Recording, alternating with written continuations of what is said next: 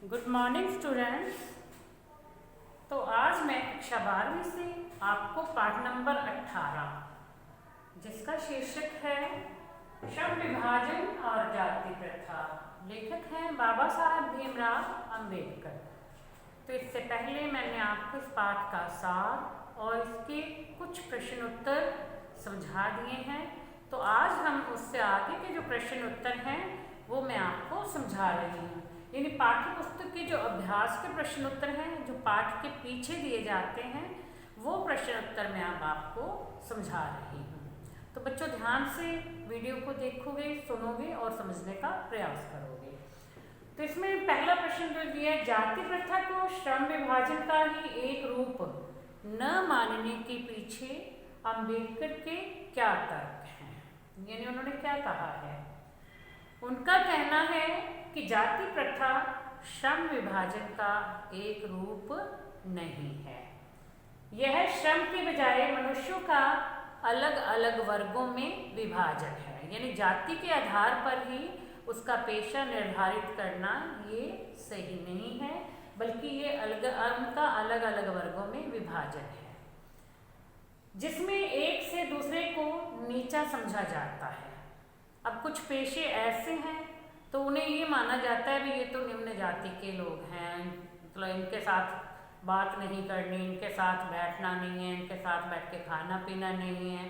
तो ऐसा हो जाता है जो नीचा समझा जाता है। यह विभाजन मनुष्य की रुचि और क्षमता पर आधारित नहीं है।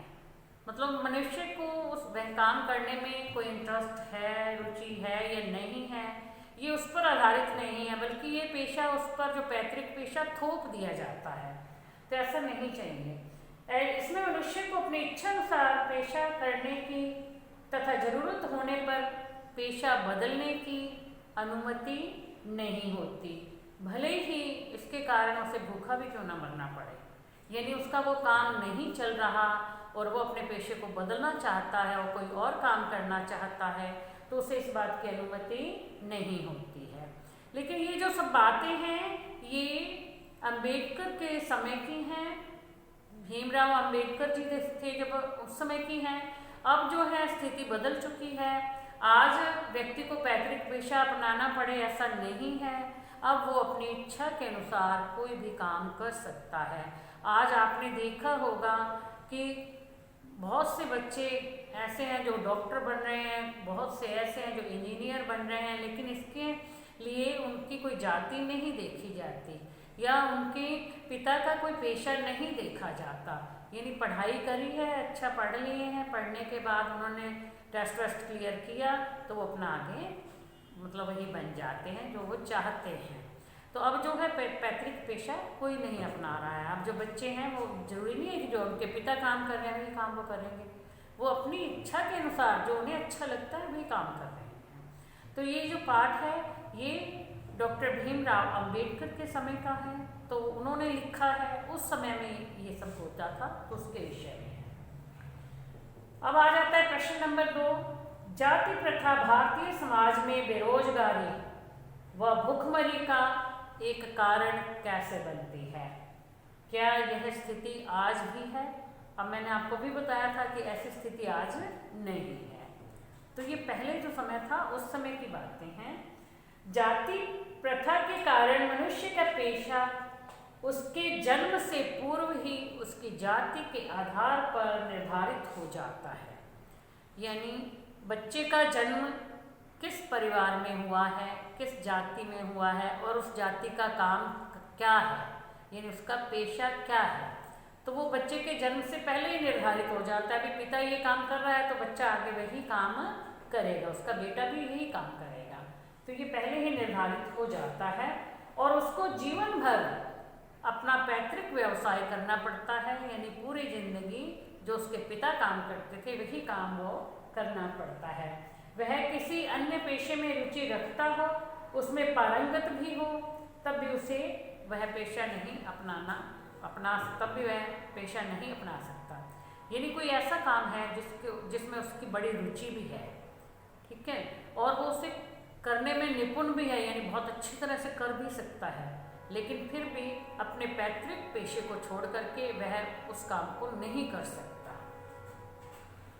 जब पेशा बदलना जरूरी हो गया हो तब भी उसे पेशा बदलने की अनुमति नहीं है। इसमें उसके सामने भूखे मरने की स्थिति भी पैदा हो जाती है।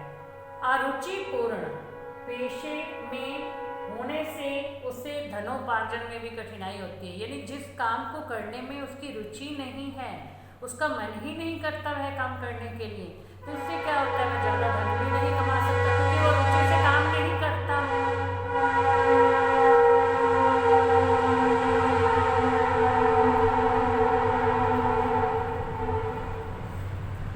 तो उसको काम करने में जब इंटरेस्ट नहीं है तो वो जो धन कैसे कमाएगा, उस काम को करेगा ही नहीं, वो उस काम को करने में टाल मटोल करेगा, आनाकानी करेगा क्योंकि उसका मन नहीं होगा। तो अब जो है ये आता है कि क्या ये स्थिति आज भी है, लेकिन नहीं, आज के समय में और अम्बेडकर जी के समय में बहुत अंतर है। ठीक है, अब ऐसी स्थिति नहीं है।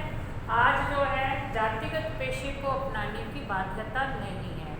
आज कोई भी बच्चा अपने पैतृक पेशे को अपनाने के लिए बाध्य नहीं है, उसे मजबूर नहीं किया जा सकता।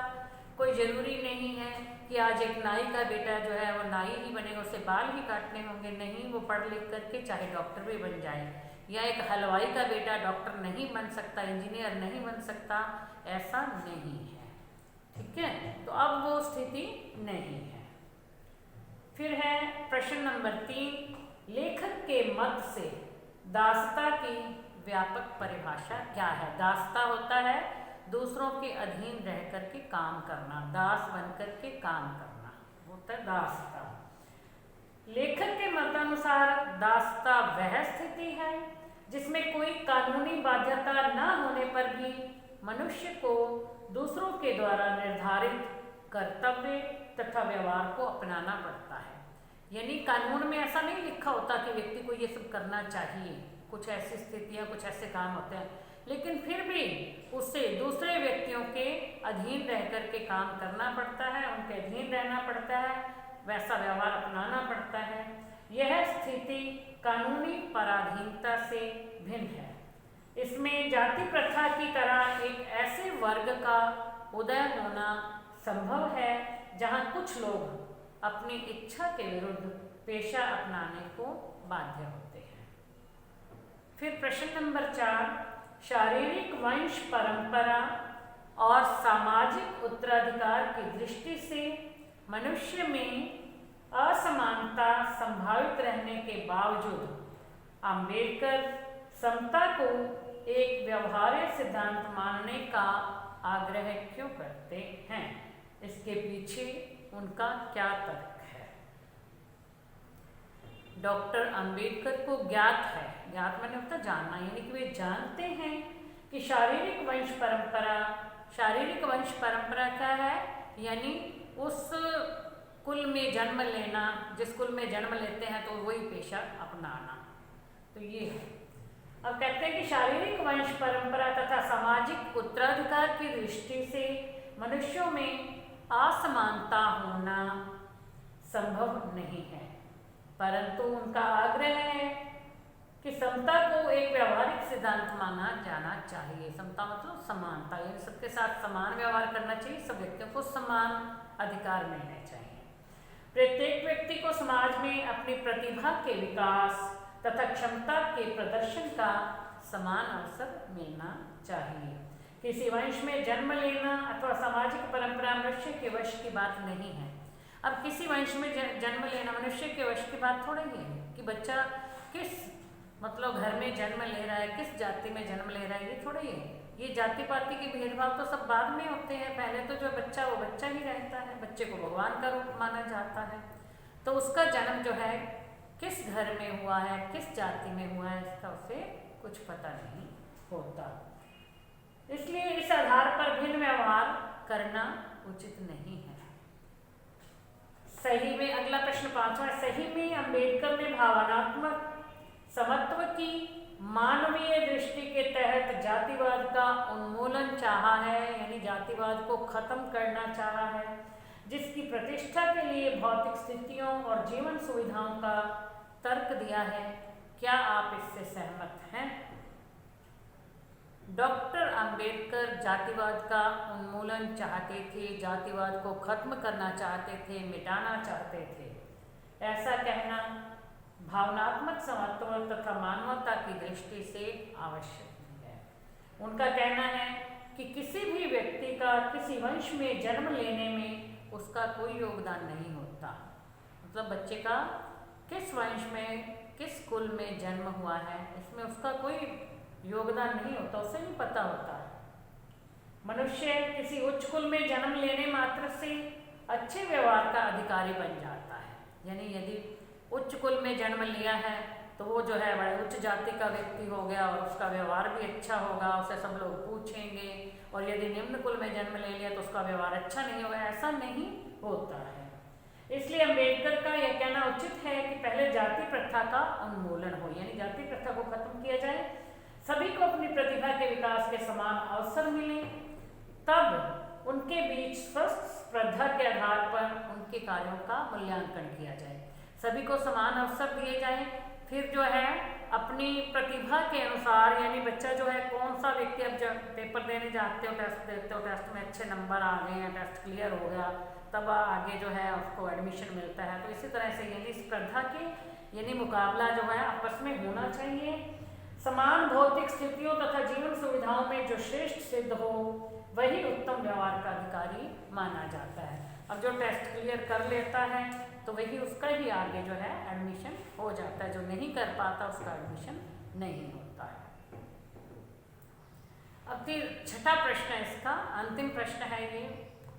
आदर्श समाज के 3 तत्वों में से एक तो भ्रातृता को रखकर लेखक ने अपने आदर्श समाज में स्त्रियों को भी सम्मिलित किया है अथवा नहीं। आप इस भ्रातृता शब्द से कहाँ तक सहमत हैं? यदि नहीं तो आप क्या शब्द उचित समझेंगे? अब डॉक्टर अंबेडकर ने आदर्श समाज के 3 तत्व बताए हैं। एक तो है स्वतंत्रता, दूसरा है समानता और तीसरा है भ्रातृता यानी भाईचारे की भावना, आपस में मेल मिलाप की भावना। अब भ्रातृता का अर्थ भाईचारा है। लेखक ने अपने आदर्श समाज में स्त्रियों का उल्लेख नहीं किया है, लेकिन इसका अर्थ यह नहीं हो सकता कि उन्हें जो है स्त्रियों को समाज से बाहर रख दिया, उन्हें इसमें सम्मिलित ही ना किया जाए, ऐसा नहीं है। समाज स्त्री और पुरुष दोनों से मिलकर बनता है तथा अंबेडकर जैसे समतावादी विचारक स्त्री विहीन पुरुष प्रधान समाज की कल्पना भी नहीं कर सकते। वो ऐसा नहीं सोचते, वो तो समानता चाहते हैं। तो हर काम में समानता चाहने वाले व्यक्ति ऐसा नहीं सोच सकते कि स्त्रियां और पुरुष जो है वो उनको समान अधिकार न दिए जाए। भ्रातृता शब्द यानी भाईचारा स्त्री पुरुष दोनों के लिए समान रूप से प्रयोग हो सकता है। तो अंबेडकर जी ने भ्रातृता शब्द से भाई और बहन दोनों को ही संबोधित करना चाहा है। तो स्त्रियों के लिए कोई अलग शब्द गढ़ने की आवश्यकता प्रतीत नहीं होती। ऐसा नहीं लगता कि स्त्रियों के लिए भ्रातृता के स्थान पर कोई और शब्द रखा जाए, ऐसे इसकी जरूरत नहीं है। अब भाईचारे की भावना स्त्रियों में भी होनी चाहिए, भाईचारे की भावना पुरुषों में भी होनी चाहिए, सभी को आपस में मिलजुल करके रहना चाहिए। तो ऐसा जो है नहीं है। समानता का मतलब स्त्री और पुरुष सभी को समान अधिकार मिलने चाहिए। तो बच्चों आपको इन प्रश्नों के उत्तर समझ में आ गए होंगे। तो जो फाइनल एग्जाम होते हैं उनमें ये मान के चलो भी इनमें से जो है प्रश्न आता ही आता है। फिर उसमें एक गद्यांश दे दिया जाता है, कई बार पठित गद्यांश पाठ के अंदर से आता है और उसके प्रश्न उत्तर पूछे जाते हैं। जैसे ये इसमें पाठ आपने पढ़ा, उसमें से कोई गद्यांश आ गया तो पठित भी आता है और अपठित भी आता है। तो आप जो है अब ये प्रश्न उत्तर अच्छी तरह से याद कर लेना। Thank you.